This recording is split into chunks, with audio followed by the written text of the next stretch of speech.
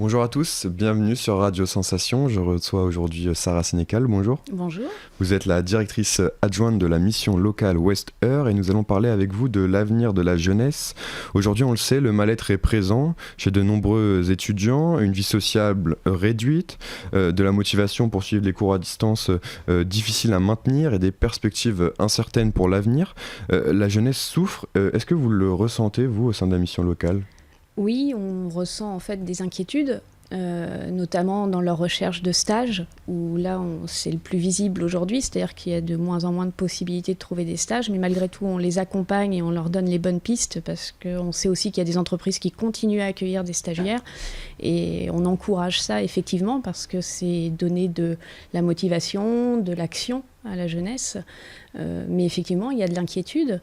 Maintenant nous on est là aussi pour accueillir ces jeunes qui soient même en situation encore scolaire, s'ils souhaitent rencontrer un conseiller pour échanger, pour bénéficier d'un accompagnement aussi au numérique dans notre espace d'accueil, ils peuvent être reçus, nous on reste ouverts, on est là pour eux, donc il ne faut pas hésiter à ce qu'ils viennent nous voir.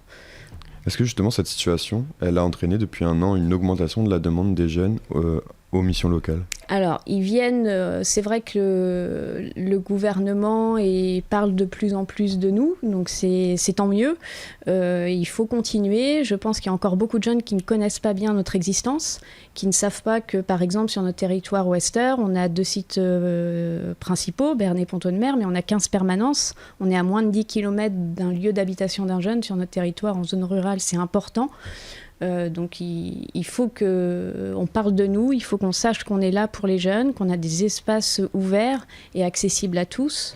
Donc c'est important que les jeunes continuent à venir nous voir et entendre parler de nous, effectivement. Cette connaissance des missions locales, est-ce qu'elle ne serait pas meilleure s'il y avait une communication plus importante des lycées notamment, des facultés ? Alors, on travaille avec les établissements scolaires depuis la loi sur l'obligation de formation d'ailleurs, qui est pour les mineurs de 16 à 18 ans. Les établissements scolaires travaillent de plus en plus avec nous, mais on aimerait que ça s'intensifie encore pour nous identifier des jeunes qui seraient en situation de décrochage. Donc on travaille avec le CIO sur la plateforme de lutte contre le décrochage pour identifier ces jeunes qui seraient en rupture ou en situation peut-être de fragilité et qui auraient besoin de retravailler leur projet professionnel, de se sentir épaulés dans leur parcours et ne pas se retrouver isolés ou en rupture avec toute structure. Donc là, nous, on est là aussi pour faciliter les liens avec les différents établissements. Alors justement, étudier, c'est pas forcément facile pour tout le monde. Quelles sont les solutions, les moyens qu'on a à disposition pour lutter contre ce décrochage scolaire dont vous avez parlé ? Alors, on va déjà travailler avec le jeune sur sa confiance en soi, de reprendre confiance en soi, de se sentir bien. Parce que pour pouvoir travailler sur son projet de vie, il faut déjà se sentir bien. Donc, le conseiller... Pendant des années, on nous a rabaissé à une note ou... La confiance en soi, elle peut être réduite. Tout à fait. Et le but, c'est de retravailler sur les compétences fortes du jeune. Chaque jeune a des capacités, des compétences. Encore faut-il qu'il puisse les identifier. Et nous, dans notre accompagnement, et notamment la garantie jeune, on peut travailler là-dessus sur les potentialités, parce qu'à mon sens, tout jeune a des potentialités. Encore faut-il qu'il les identifie, qui les mettent en valeur et qui reprennent confiance en lui pour ensuite se projeter sur un parcours qui n'est pas forcément un parcours de formation au démarrage, mais qui pourra l'être après. Il y a différentes solutions aujourd'hui pour la jeunesse. Le plan de relance a bien mis en place tout ça. Maintenant, il faut que chacun s'en saisisse et en voie l'intérêt. On va en parler justement pour aider la jeunesse. Le gouvernement et le président de la République ont mis en place et rappellent sans cesse le plan Un jeune, une solution. Que propose concrètement ce plan ? Alors il y a différentes mesures, je ne vais pas toutes vous les citer, mais globalement c'est une incitation aussi financière auprès des entreprises, des aides à l'embauche. Clairement, un jeune aujourd'hui, qu'il soit en alternance ou même en contrat CDD, CDI, il y a des aides incitatives pour embaucher des jeunes. Ça a porté ses fruits justement, je crois qu'en 2020, ça a été l'année où il y a eu le plus de contrats d'alternance signés entre des jeunes et des entreprises. L'alternance a augmenté l'année dernière et va continuer. Je pense que ces mesures sont vraiment incitatives. Encore faut-il que tous les employeurs le sachent. Et que les jeunes aussi puissent le prévaloir auprès des employeurs qu'ils rencontrent. Et là, le rôle du conseiller de la mission locale, c'est de faire le lien, effectivement, avec les entreprises, les jeunes, eh bien de les aider dans leur parcours. En plus cette aide à l'alternance, il y a d'autres mesures? Alors oui, il y a des aides incitatives, c'est le coup de pouce à l'embauche. Et puis après, il y a l'augmentation du nombre, par exemple, d'entrées dans des dispositifs d'accompagnement renforcés, comme la garantie jeune à la mission locale, qui est un dispositif qui permet aux jeunes d'avoir une allocation. Une augmentation aussi des enveloppes financières pour les aides financières, c'est-à-dire qu'un jeune aujourd'hui qui a des difficultés à acquérir justement des outils numériques, nous on peut aussi les aider sur tous ces plans-là. Et puis clairement, ceux qui sont en difficulté plus importante sur de la subsistance, sur le quotidien, sur des aides à la mobilité, nous on est là aussi pour déclencher toutes ces mesures qui existent, qui ne sont pas toujours simples au vu du particulier qui voit tout ça, et c'est pour ça que le conseiller il est là pour faire le point avec le jeune et voir quelle mesure est le plus intéressante. Alors, avant ce plan Un jeune, une solution, il y avait une mesure qui existait déjà, c'était le service civique. Oui. Quels sont les avantages d'un service civique? Alors, le service civique, c'est un engagement volontaire pour les jeunes qui répondent à une mission d'intérêt général.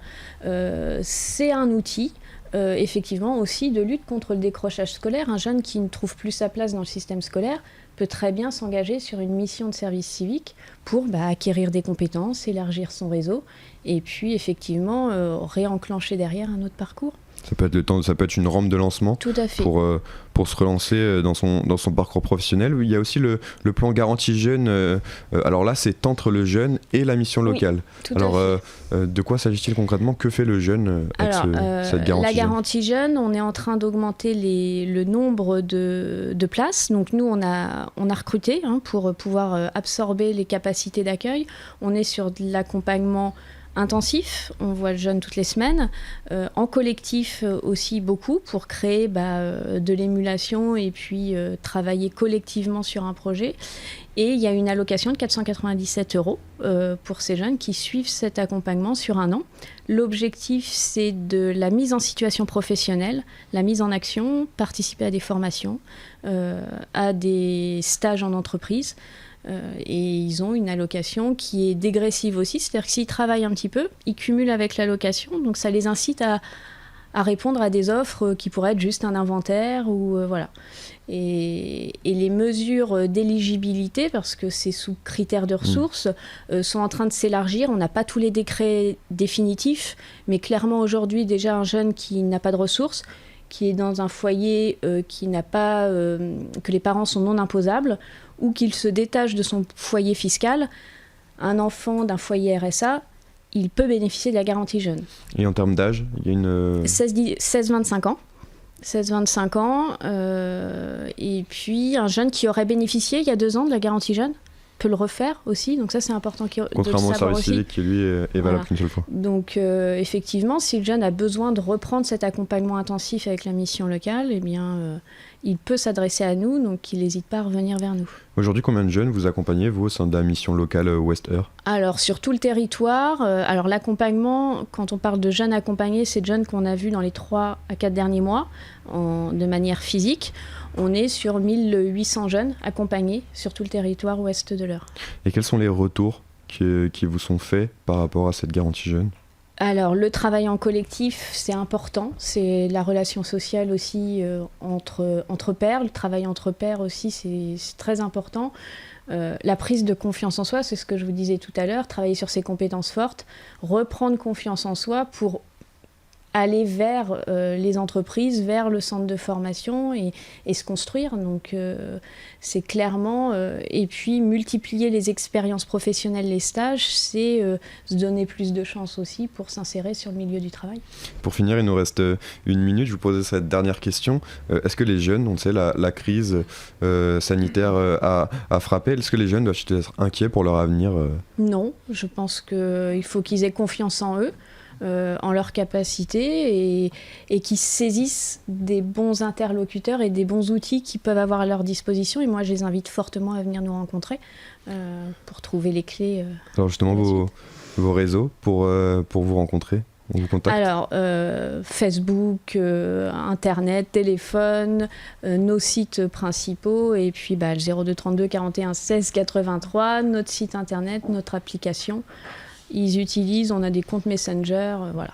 Merci Sarah Sénécal d'avoir été avec nous sur Radio Sensation. Je rappelle que vous êtes la directrice adjointe de la mission locale West Eure et vous pouvez retrouver cette émission en podcast audio et vidéo sur notre site ou sur notre application Radio Sensation.